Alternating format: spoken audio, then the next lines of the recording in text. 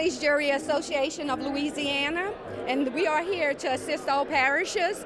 It could be as far as legislation, building legislation that they support, go out there and support, or whether we need to be defended for not passing a particular bill. There's many issues that the Police Jury Association could assist any parish with. We're actually here to educate, number one. We have educational sessions. And besides the educational sessions, we do have some enjoyable events also. And also, we're here to pass on, which I am President of Police Jury Association. So tonight I pass on the presidency to the next person. What are some of the big issues facing your parish and other parishes in Louisiana? Most definitely, one thing I would say is roads. We need more funding, and I'd love to let the state know. I know they're in a budget deficit, but I'm looking at this transportation fund. Please don't take anything away from it, because all that money does not go to parish roads. It goes to off-system bridges, it goes to different municipalities, so it's not all parish roads. So look at it carefully and try to keep exactly what's there now. Oil prices are going down, gas prices are going down. It's a combination that's good for the people but bad for industries, so we're looking at that. Roads in the upcoming general session down in Baton Rouge are major points for us, and just how that budget is going to be done this year.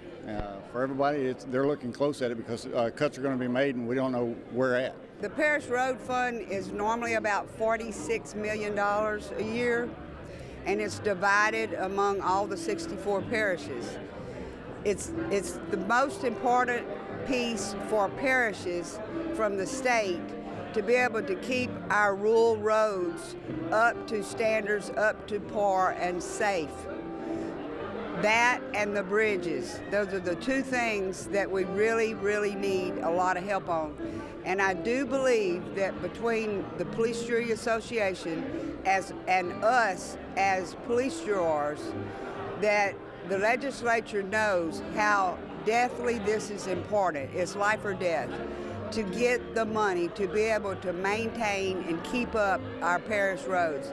And in my heart, I believe that the state of Louisiana is going to retain that fund, and if it won't be 46 million, it may be 40, it could be 38, but it's still going to be substantial enough to be able to get us through.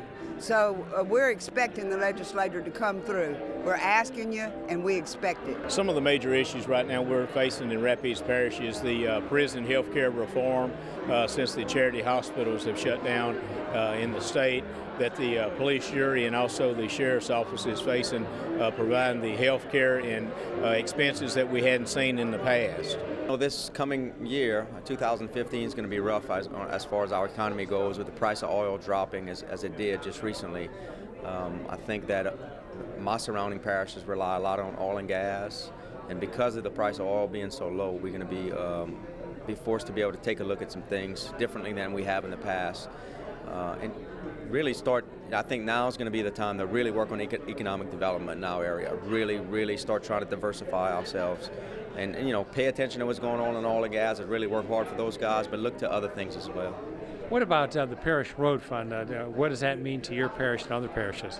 Yeah, our Parish Transportation Fund means about $450,000 to my parish. Comes in directly for us to be able to repair and maintain our parish roads. Feel like that's a portion of gasoline tax that all my folks that live in my parish pay, and we want to just get our fair share back, and we rely on those dollars again to maintain our current road system, and it's going to be very important that we try to keep the Parish Transportation Fund intact this legislative session. Revenue resources, Parish Transportation Fund, we have to make sure that stays intact, because it's such a big help to the local governments that have small sources of revenue. We have to have this for us to survive. What does it mean to your parish in terms of projects? We do a lot of projects. We do drainage projects with it, big drainage projects that we can't fund on our own. We also do spraying programs with it because it's such a big help. Once we clean drainage, we try to keep it up with spraying. It's a lot cheaper to spray than dig.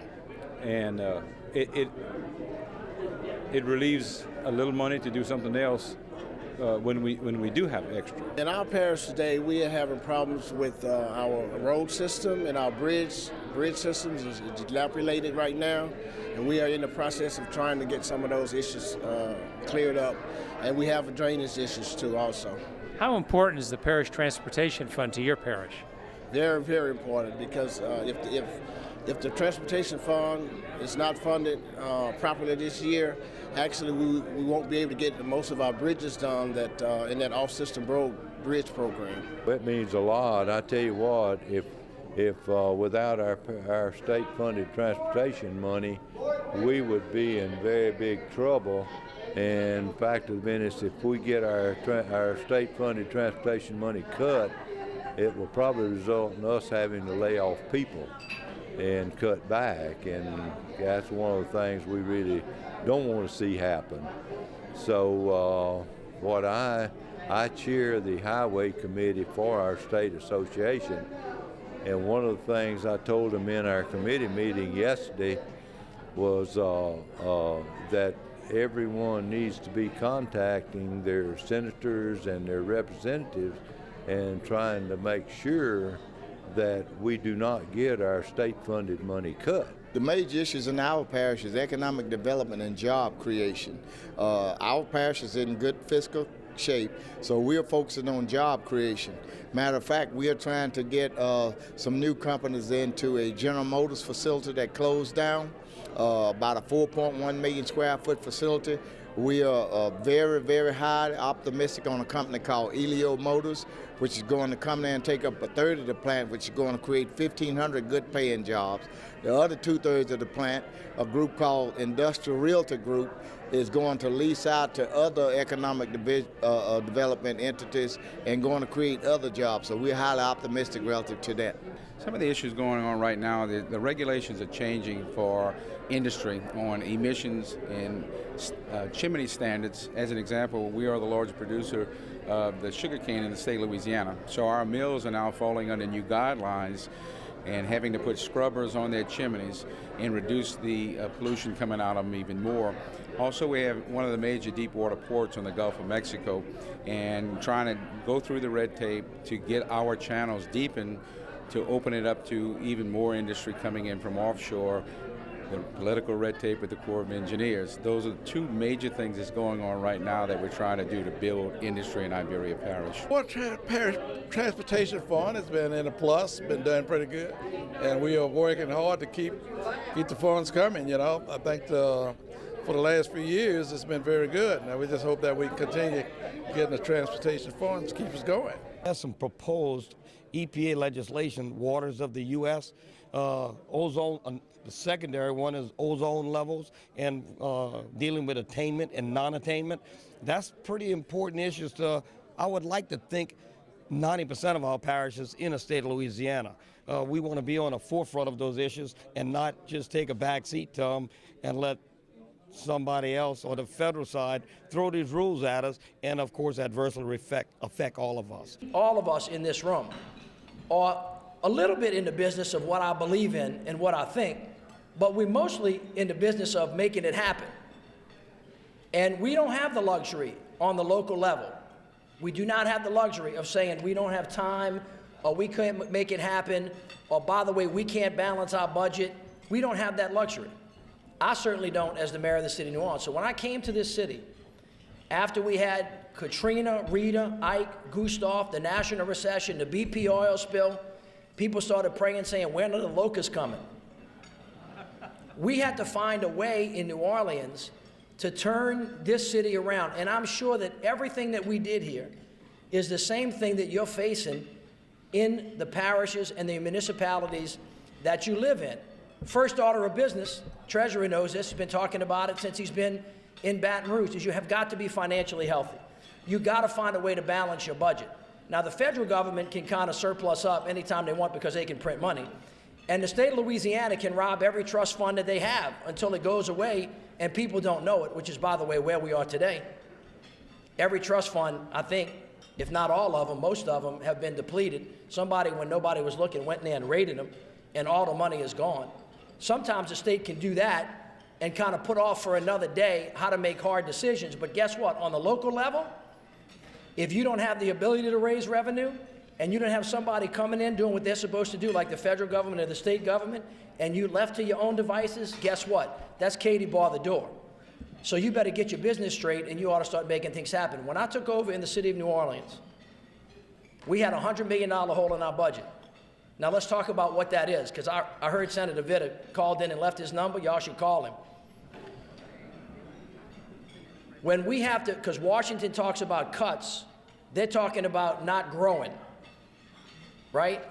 We had to cut our budget by $100 million, hard, cold cash, in 6 months. 25% of our budget we had to find a way to plug a hole with, and we didn't have any money in the bank because of Katrina. And so we got about having to downsize the government in the city of New Orleans so that we could wake up the next day and function. Now, when I ran, and all of you do the same thing, you talk about citizens making sacrifices. Well, sometimes they don't hear you right. Sacrifice, actually, that's what it means. And people said, well, I still don't understand it. I said, well, okay, let me explain it to you. This is what sacrifice means.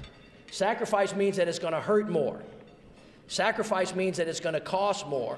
Sacrifice means that you're probably going to get less. Sacrifice means it's going to take longer. And sacrifice means that you got to do something today that somebody else is going to benefit for. That's what sacrifice means. So when everybody says, I need new roads, and we can find the money for new roads, the sacrifice is you might have to wait a little bit longer in traffic because the construction is going to hold you up. And so the people of New Orleans kind of accepted the fact that we were in a really difficult state. When you have near-death experiences, everybody knows this, right? Everything gets clear real quick. But we had to get about the business of stabilizing the finances of the city. But instead of cutting with a hammer and just slicing off our arms and our legs, we got about cutting with a scalpel. Now, this is a little bit different because in Washington and on the state level, they just say, okay, well, we're not going to fund health care in Globo. And we're not going to worry about what it looks like when it gets to the ground and whether the ambulance is going to pick up mama or daddy. They just cut. They cut off an arm or a leg. Washington, D.C. does the same thing. If we want to cut funding for education, if we want to cut funding for Social Security, if we want to cut funding for defense, we're just going to cut off a leg. Well, the problem with doing it that way is that when the economy starts to grow back, if you organize yourself in the right way, if you don't cut all your arms and legs off, you know they kind of can't grow back. So what we started doing in New Orleans was say, look, why don't we cut smart? Why don't we go through every department in city government, every one of them, and just basically ask some fundamental questions. Are we doing things that we're supposed to be doing? Is it part of our core mission? If it's not part of our core mission, why are we doing it? And can't the private sector or the not-for-profit sector do that? In those instances, we stopped doing that work. When we got into different departments, we went through with a scalpel and said, Mr. Xerox man, you have a contract with the city of New Orleans. It sounds like you're charging me 50 cents a page. You know, down the street in the other parish, you're charging them 35 cents a page. Don't you think we might want to renegotiate? We renegotiated every contract in the city. We then got in the departments and said, why are you using old technology? Can't you save money by using new technology? And then we looked at our boards and commissions. Now, everybody that's been in the legislature knows this. Every governor that gets elected says they're going to cut boards and commissions. And then there's big hoopla because everybody's kind of built into the thousands of boards and commissions. But we had that in New Orleans too. And when I came here, I said, look, we got too many of those things.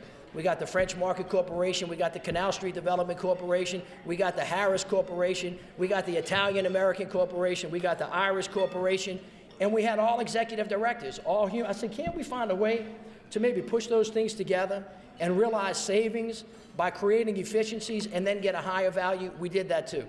And then you know what? It wasn't enough. So we had to do something that was really, really hard.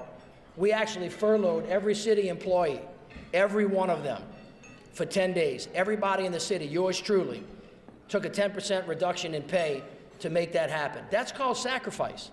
That is what we had to do to get the budget straight so that we can balance it. And do you know today, after being us, we've had a balanced budget for 5 years in a row. For the first time in the last 30 years, we do not have a structural deficit in the city of New Orleans. For the first time in a long period of time, we've got money in the bank. And the Treasury can tell you this because they admonish us all the time. When we go to New York and we would go to the financial industries and they want to lend us money, They will only lend us money if we're a good credit risk. And guess what makes us a bad credit risk? Not having money in the bank and not being able to pay your bills back. And when that happens, and they bump your interest rate up 1 or 2 points, all of a sudden it costs the taxpayers $2, $3, $4, $5, $6 million. You don't see it, right? But it comes back to haunt you at the end of the day. And so we had to get our fiscal house in order in the city of New Orleans, and we have successfully done that because our first order of business was to cut smart, get government in a place where it could be fast, flexible, efficient, entrepreneurial, and be able to be responsive. And this is where we all live, in a 21st century knowledge-based economy. And if you're not ready for that, get ready for it, because that is where the growth in the economy is going to come from in the future. And so that's what we did. Then we had to kind of get government working in the city of New Orleans and turning things around. Y'all remember, people were leaving. Well, guess where the fastest place in America is where people are coming back to? It's called the city of New Orleans. You can walk around this city right now and you can see a city that was going off the cliff that has turned itself around, where the people have come together, right, and started doing things that we have in common. Now, I'm preaching to the choir here, but I want to reiterate this point to you. How you govern and how you react with each other is a matter of choice. It's a matter of choice. It is a way. There's a lot of disconnect in this state. We could choose to identify our differences. We could choose to focus on them. We could choose to fight about them. And we could choose to have a winner-takes-all kind of approach to government. A government that divides, a government that does not unite, a government that breaks down, a government that doesn't build. We could choose that. Or you could choose to say, listen, I recognize that we are different. I recognize that we are diverse. Our diversity is actually our strength.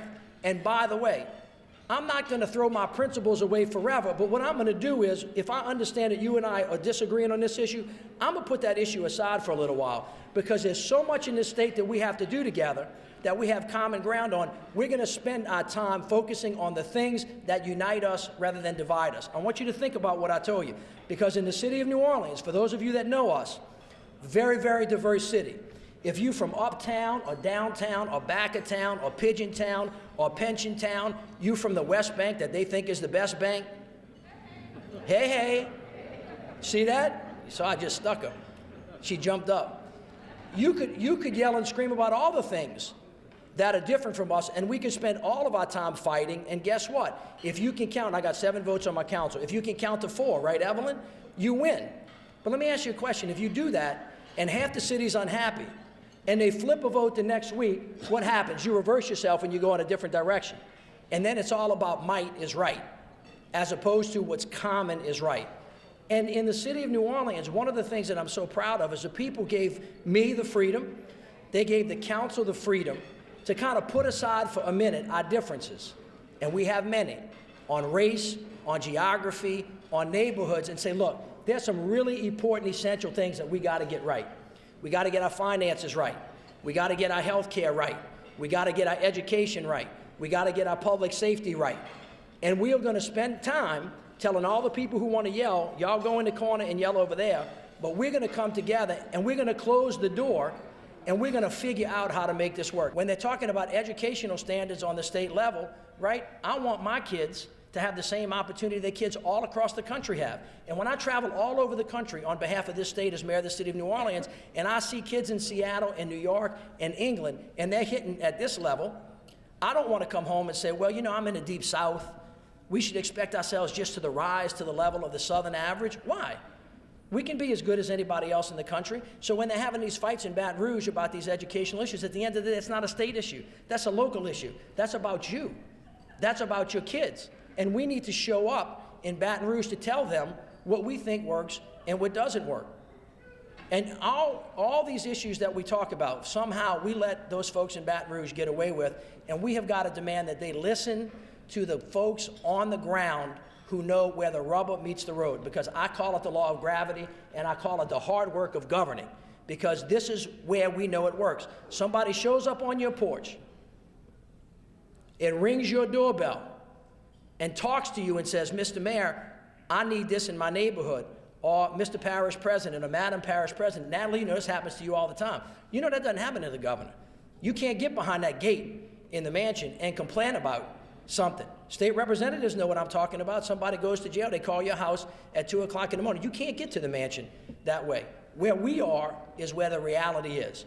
And we have to make sure that government works, left, right, upside, downsides. At the end of the day, it has got to work for the people of Louisiana. And the people of Louisiana are made up of the people that live in your districts and in your parishes and in your cities. And we are the ones who are closest to them, and we know more than the folks that are in Baton Rouge about how all of that happens. And I think that we ought to make our voices known as we go forward and stand up, especially if we're the ones that have responsibility of delivering the services to them. Now, let me say this about common ground and about finding a way to come together. Our state has a lot of very diverse issues, and it is true that we may never come to principled agreement on every major issue, but it is also true that we could decide to live together and find a way to put our differences aside and to look forward. And there's no more contentious issue in the world, especially in the religious community, between evolution and creationism. That's a big fight. Y'all want to have that in Baton Rouge? No, because we'd be yelling and screaming at each other. You ought to do what Little Susie did. Little Susie went and saw her mama, who was in the kitchen cooking. She was making gumbo. She said, Mama, she said, where did I come from? The mother said, well, gee, Susie, she said, you see, God that created the world made Adam and then reached into Adam's rib, and then he made Eve. And they fell in love with each other. And they had babies, and their babies had babies. And after a long period of time, you came into the world, and you were a beautiful gift from God and a joyful, wonderful little girl. Mama, thank you so much. Where's Daddy? He's watching a football game in the den. She ran there, she said, Daddy, Daddy, Daddy. He was getting ready to watch the Super Bowl, didn't want to be disturbed. He said, what do you want? He said, Daddy, where did we come from? He said, Susan, I don't know. He said, man, a long time ago, there was this big old bang. And he said, the world exploded, and the oceans rose up, and there were fish in the oceans, and they crawled up on a beach, and it turned into an ape, and the ape became a monkey, and then you came along. The little girl was really upset. She ran in the kitchen and said, Mom, I asked you where I came from, and you told me I came from God. And I asked Daddy where I came from, and he told me, I think I came from the apes. And she says, I'm confused. She said, what are we supposed to do? And she said, honey, that's easy. Your daddy described to you where his side of the family came from, and I described to you where our side of the family came from. and then they lived together happily ever after. I want you to listen to me. Elections and campaigns have a way of ripping us apart. We don't live according to the rest of the world. We live according to Louisiana values, to New Orleans values, to your parish's values, to your neighborhood's values. Common ground will get us to a place, right, that makes Louisiana strong, that makes Louisiana smart, that makes Louisiana happy. We have done some things in the city of New Orleans that I am proud of because the people of New Orleans put all their differences aside.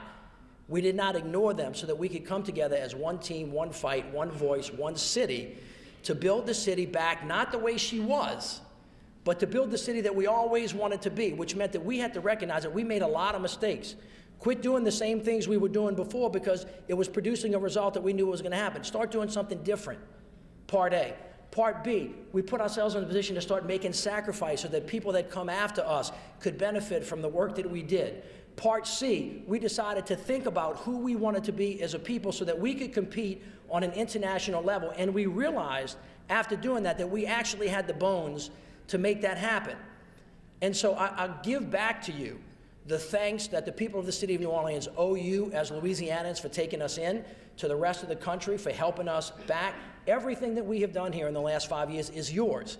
It's yours to use. It's yours to emulate. It's yours to criticize if you want. But we think in New Orleans we have found a positive way forward. And at the end of the day, the thing I learned, even though I am adamant that Washington, D.C. has a responsibility that they're evading, and the state has a responsibility that they're evading, that at the end of the day, nobody's coming to save us but ourselves.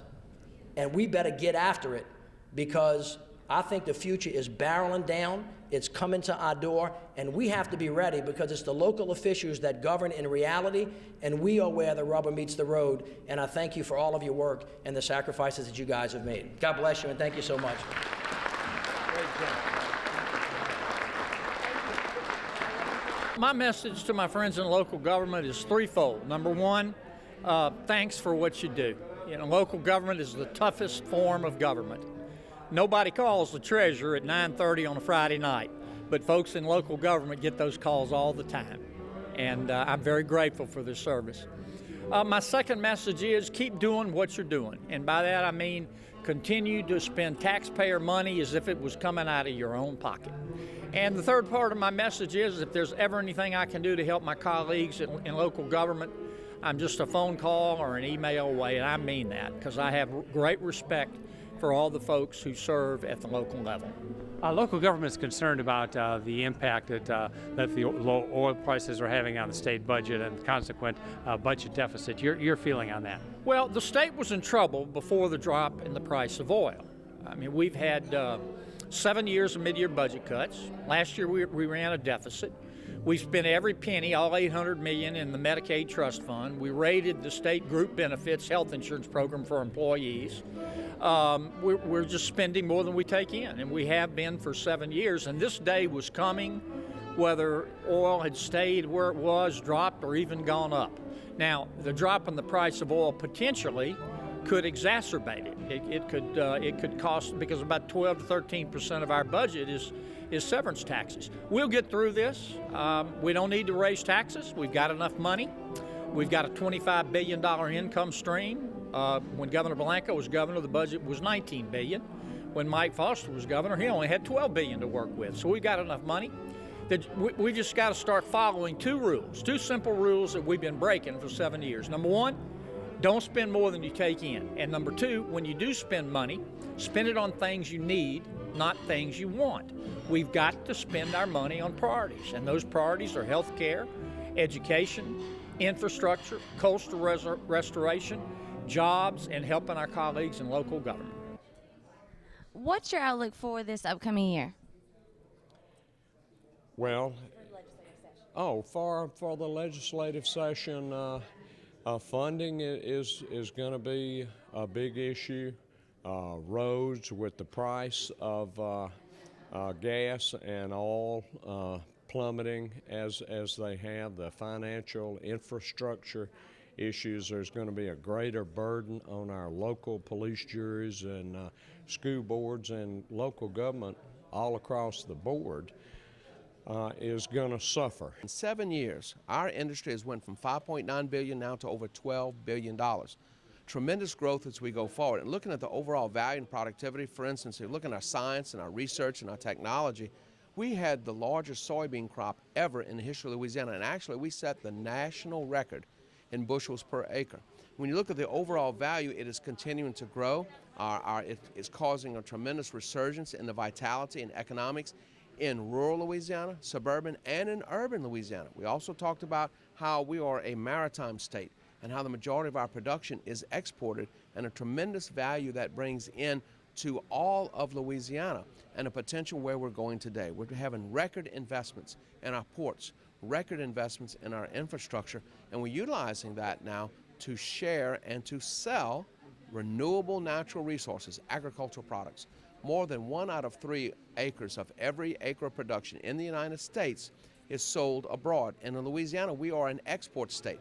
The majority of agricultural production in Louisiana is exported. And that's why it's so very, very important that we stay on the cutting edge, that we all work collectively so that whatever we do as lawmakers, as policymakers, that we facilitate commerce and not inhibit it, and work to make this continue to grow and continue to take those investments and put them back into areas that will continue to generate greater returns and more money. Our message as we prepare to head into yet another hurricane season, that's part of living in South Louisiana, is being prepared for those events that often visit our state, is to be very much aware of the exposure, and in particular the flood exposure that comes with it. And the reauthorization with the rollback of the increases that came with the Biggert Waters reauthorization of the National Flood Insurance Program was a huge win for us in Louisiana. The program is there for another 4 years now, and it has been amended to make it affordable for most folks. Those are homeowners. Commercial and second home properties are still experiencing huge rate increases, but for the great majority of our state, they were saved from the catastrophic increases that Biggert Waters represented to average homeowners all across coastal, in particular, Louisiana, but also in North Louisiana, along the Atchafalaya, which is threatened with flooding events on a regular basis as well. We all serve the same constituents. In Louisiana, my message is that the outdoors and the recreation and the hunting and fishing that all of us enjoy is important to us, and it's important to all these jurors and all their constituents, so I want to serve them better. And if they know of a better job that we can do or a particular issue, I want them to feel free to call me and let me know. Tourism is important to everyone in the state, not just the police juries. We had 27.3 million visitors last year. They left $10.8 billion in economic impact, and that meant $807 in state tax revenue that you and I, citizens, didn't have to pay. At the national level, we advocate at the federal level, and we want to make sure that commissioners around the country are educated, and we can advocate for them on the federal level, and we look out for their interests. There are a number of things going on right now. Waters of the U.S., which is a EPA ruling which could impact all of local governments across the country. We're working to make sure that that comes through okay. The short version is if every navigable water eventually will be controlled by the EPA, but they back up to say every water that flows to the navigable water is also controlled by the EPA, which means ditches and swales and canals, and all the local governments are out there cleaning these things up every day. So that's just an example of the type of thing.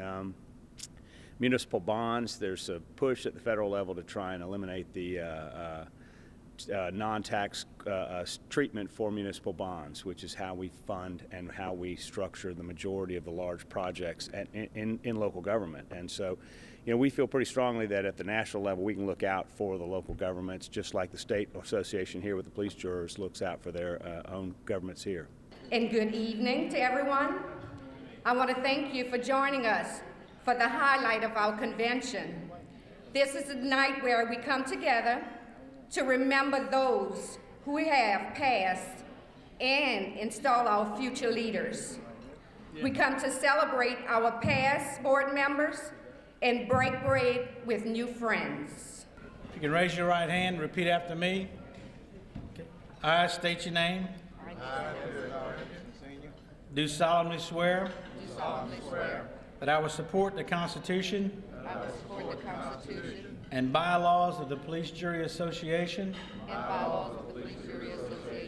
And the Constitution and laws of this state.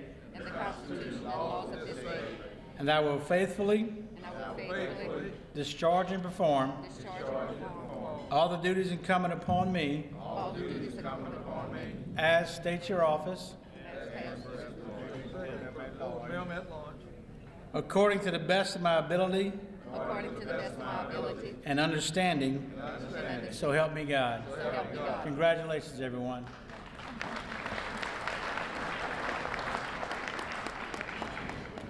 And now we'd like to call up Mr. David Cox from Caddo Parish, who has been waiting some 4 years for this night. I, David Cox. Do solemnly swear. That I will support the Constitution and bylaws. Of the Police Jury Association. And the Constitution and laws of this state. And that I will faithfully. Discharge and perform. All the duties incumbent upon me. As President. According to the best of my ability. And understanding. So help me God. Congratulations, Mr. President.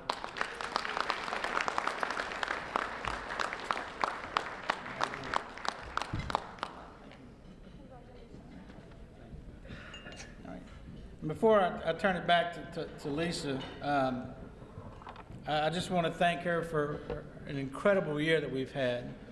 Our unbelievable 100% success that we had this past legislative session.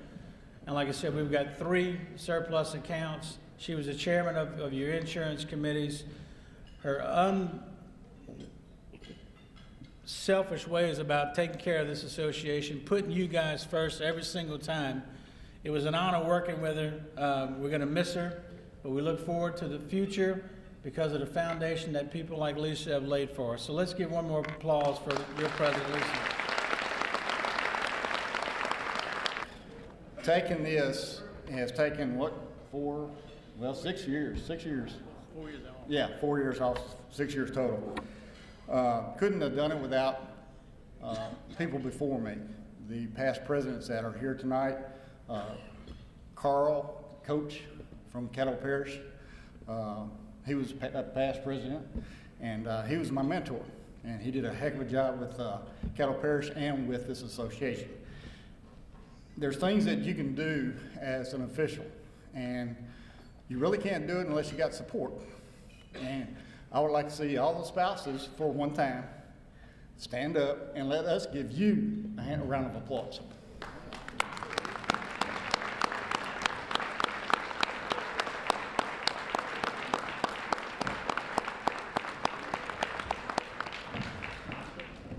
There's a lot of things happening in the state this year. We're going to need everyone's support, all 64 parishes, to go to Baton Rouge and keep the ball going. There's some delicate issues that Roland will be sending out some paperwork on, some emails like he always does, and this is our job. I'm glad to serve as your president. I'm glad to be here for another year. I had the choice. A lot of people wanted me to run for city council, and I had some health issues at the time, but I made the decision to stay here and finish what I had started. And I don't think that was a bad decision, because I got to tell you, this is the best association I've ever been a part of, and I thank you. I would ask that our band would lead us in a soft musical tribute as we prepare for our memorial. Amazing Grace.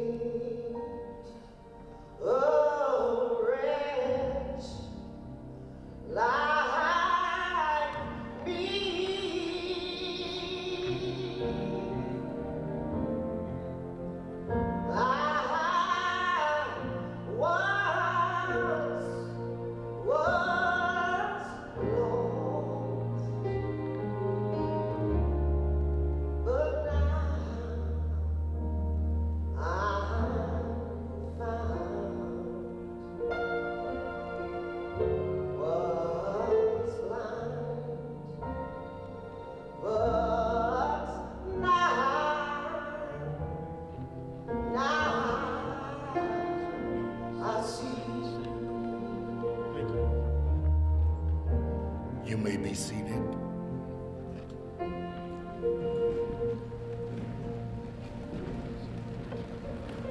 Needing trust and snares I have already thee come.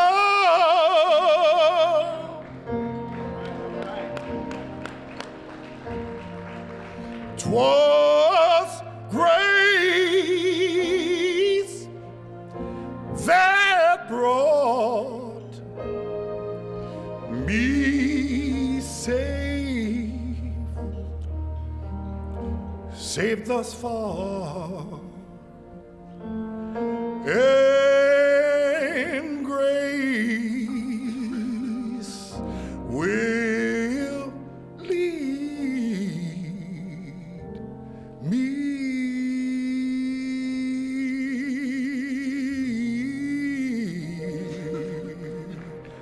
on home.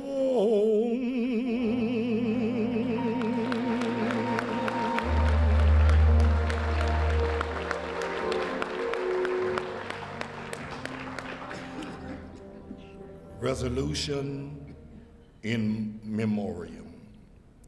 Whereas the members of the Police Jury Association of Louisiana, with great sorrow and a deep sense of loss, take cognizance of the absence of certain of our fellow members who have been taken by death since the last annual convention of our association.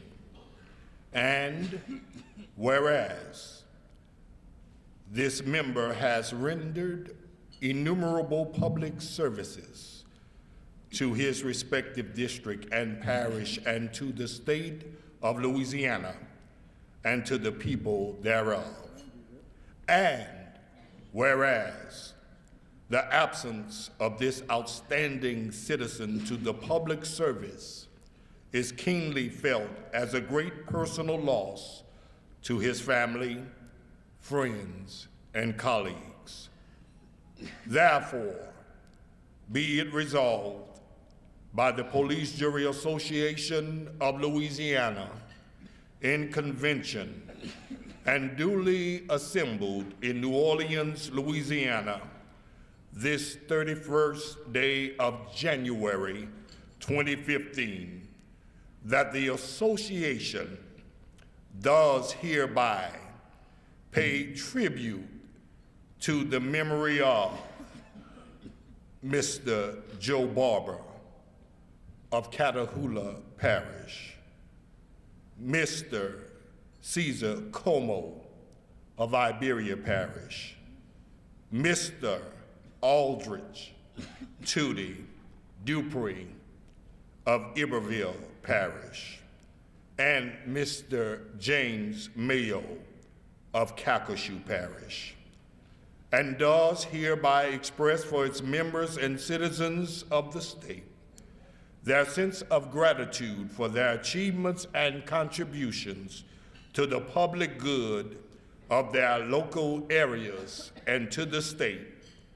And be it further resolved that when this association adjourns in its 2015 annual convention, it does so out of respect and in memory of our departed colleagues, Mr. Joe Barber, Mr. Caesar Como, Mr. Aldrich Tootie Dupree, and Mr. James Mayo. This resolution, adopted by unanimous vote of the members of the Police Jury Association of Louisiana, this 31st day of January 2015 in convention and duly assembled in the city of New Orleans. Let us all be reminded, earth has no sorrow that heaven cannot heal, and if God brings us to it, He's able to bring us through it. God bless us all.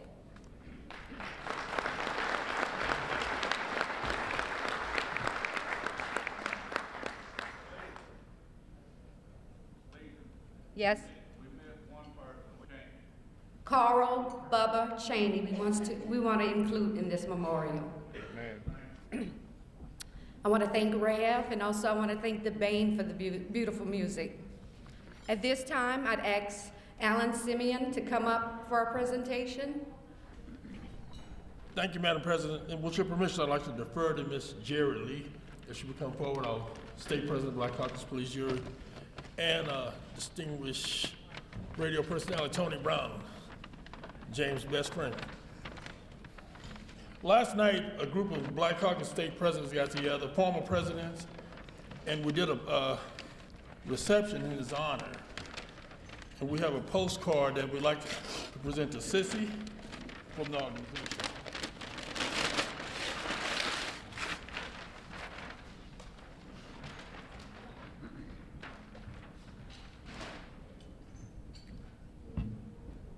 This is in honor of James Mayo, one of our members from Calcasieu Parish and would have been incoming president.